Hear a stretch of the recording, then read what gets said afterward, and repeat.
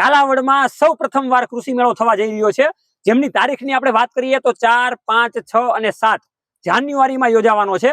આ કૃષિ મેળામાં ગુજરાતભરની ઘણી બધી કંપનીઓ આવવાની છે.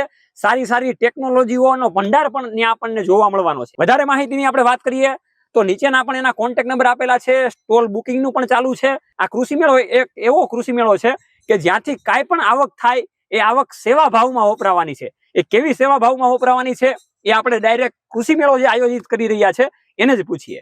તમે જણાવો. મારું નામ અમિપ્રા લગ્નેશ, ગામ બાવા ખાખરિયા, તાલુકો કાલાવડ.